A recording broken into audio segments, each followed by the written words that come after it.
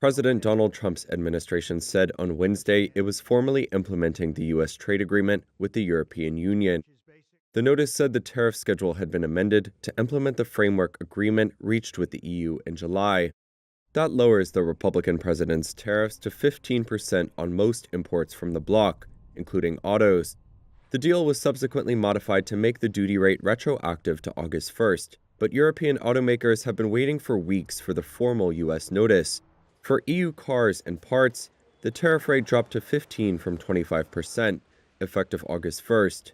That is sure to ease anxiety in an industry that has been waiting for the long-delayed confirmation in order to make sourcing decisions, and shares in German automakers like BMW and Mercedes-Benz rose following the confirmation. The notice also specifies hundreds of products from the EU that are exempt from Trump's new tariffs. They include natural resources such as cork that are lacking in the United States, generic pharmaceuticals, and aircraft and aircraft parts.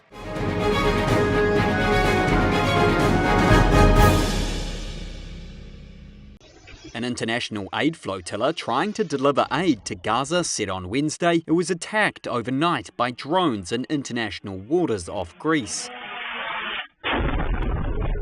It's prompted Italy to send a Navy ship to come to the assistance of the 50 civilian boats trying to break Israel's naval block of Gaza.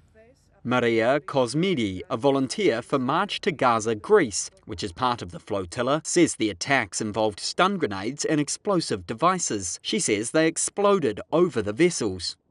They did not injure any of the flotilla's volunteers. We cannot confirm who operated the drones that carried out the attacks, but it is reasonable to assume they were linked to either Israel or its allies. Many lawyers and activists are on board, including Swedish climate campaigner Greta Thunberg. Spanish lawmaker Juan Bordera Roma also witnessed the attack. Yesterday were 12 explosions. Some of them were not only with explosives, also with some kind of liquid that is flammable. So, yeah, it has been a crazy nightmare. The Israeli Foreign Ministry said in a statement it would not allow vessels to enter an active combat zone, but made no comment on whether it was responsible for the drones. Israel has repeatedly criticised the flotilla, accusing it of complicity with the Hamas militant group. It said it, quote, would take the necessary measures to stop it unless it accepted the alternative proposal to drop aid in an Israeli port. Italy's defence minister said in a statement the sea convoy had been targeted by currently unidentified perpetrators. He expressed the strongest condemnation of the incident. This month, the flotilla also reported drone attacks on its boats while moored in a Tunisian port.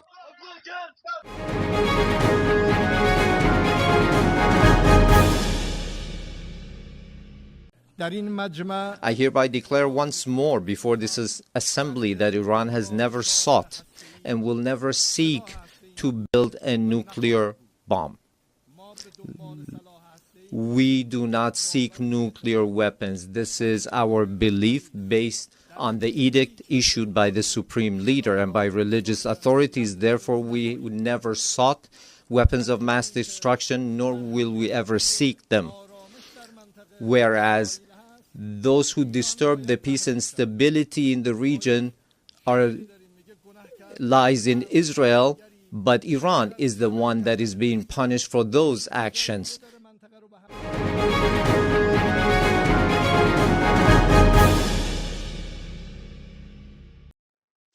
China led several countries in announcing new climate plans on Wednesday at a summit on the sidelines of the UN General Assembly. Chinese President Xi Jinping said in a live video message from Beijing that by 2035 his country would cut its greenhouse gas emissions by 7 to 10% from its peak.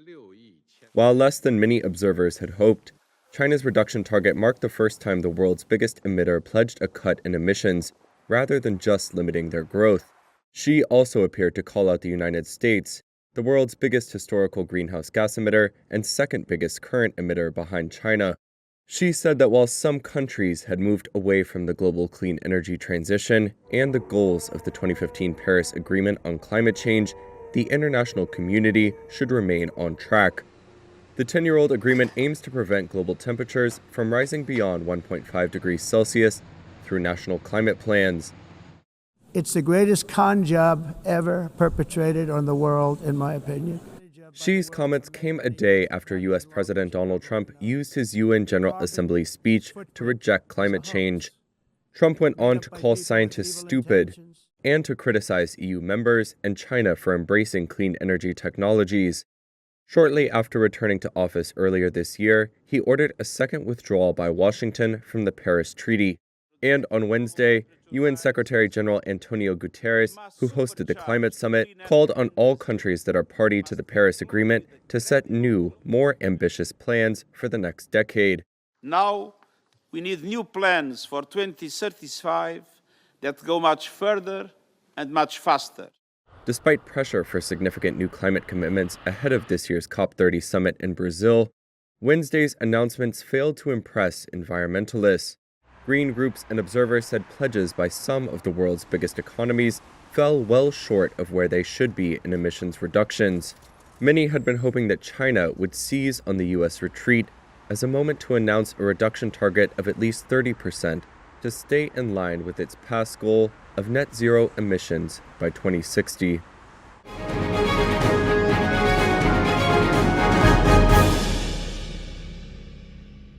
Now, we need new plans for 2035 that go much further and much faster, delivering dramatic emissions cuts aligned with 1.5 degrees, covering all emissions and sectors, and accelerating a just energy transition globally.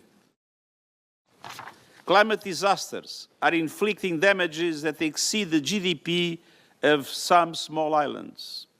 Droughts and floods are taking lives, fueling anger and inflaming conflict, all while finance gaps prevent investments in adaptation and resilience. We need urgent action to unlock funds for developing countries, to seize clean energy benefits and protect lives and economies. And that requires reforming the international financial architecture to strengthen developing countries' participation.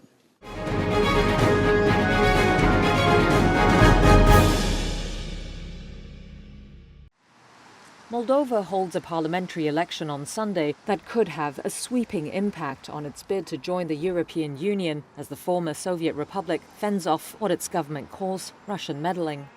The ruling pro-EU Party of Action and Solidarity, or PAS, is hoping to retain its majority in parliament. Its founder, Maia Sandu, was elected president in 2020 and re-elected last year. PAS is set to face a stiff challenge from the Patriotic Bloc, a group of pro-Russian opposition parties. The biggest among them is the Socialists, led by former President Igor Dodon, who lost the office to Sandu in 2020. Polls show the ruling PAS is likely to lose its majority in the 101-seat body and force it to seek a coalition. That could complicate its push to join the EU by 2030, which requires extensive legislative efforts. PAS says EU membership is critical to the nation's economic future and its attempts to pull away from Moscow's orbit. The outcome is important for Europe too. It considers a pro-EU Moldova, which neighbours Ukraine, key to snuffing out Russian influence in the region. But for many of the voters in one of Europe's poorest countries, it's the economy that matters most. They're struggling with high inflation and have seen little progress in the government's pledge to clean up corruption. Meanwhile, officials have accused Moscow of trying to influence the outcome with fake news, illegal bankrolling of parties, vote buying and organising protests. Eugen Moravsky, a researcher at the Watchdog.md think tank in Chisinau, says pro-Russian propaganda has been exploiting economic grievances and the government's shortcomings to target certain voters. Russian propaganda has specific messages for specific categories of the population. So the main goal is to mobilize pro-Russian voters, to demotivate and demobilize pro-European voters, and to create confusion among the undecided voters. Russia denies meddling in Moldova's affairs. The country's large diaspora will also have an impact on the outcome. Voters abroad are not reflected in polling data, but usually back pro-European parties.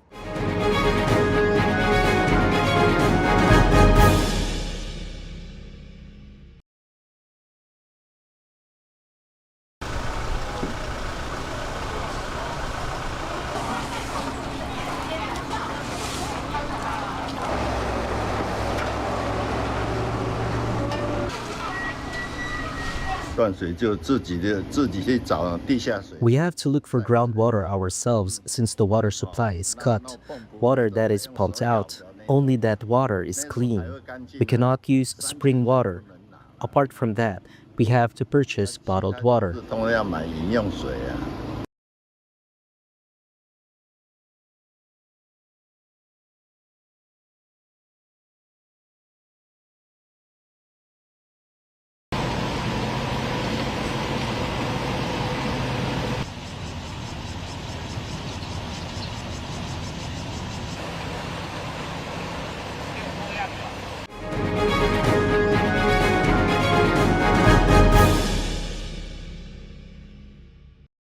Shares of Lithium Americas more than doubled Wednesday morning after Reuters reported that the Trump administration is seeking up to a 10% stake in the miner. It's the latest sign of Washington's intervention into industries it considers critical to national security. Late Tuesday, Reuters reported the proposed stake was part of negotiations over a nearly $2.3 billion loan from the U.S. Department of Energy for the company's Thacker Pass lithium project. Located in Nevada, Thacker Pass is the largest planned lithium mine in the Western Hemisphere. Canada-based Lithium Americas said on Wednesday it was in discussions with the U.S. Energy Department and General Motors over the loan. GM has a 38% stake in Thacker Pass. The move underscores President Trump's increasing use of direct government ownership to steer strategic sectors and curb reliance on China, which dominates refining of many critical minerals. Thacker Pass is seen as a linchpin in building a domestic supply chain, part of Washington's long-standing drive to boost U.S. production of lithium, a metal used to make batteries for electric vehicles and other electronics. The news also lifted shares of other lithium miners, including Albemarle, Sigma Lithium, and U.S.-listed shares of SQM.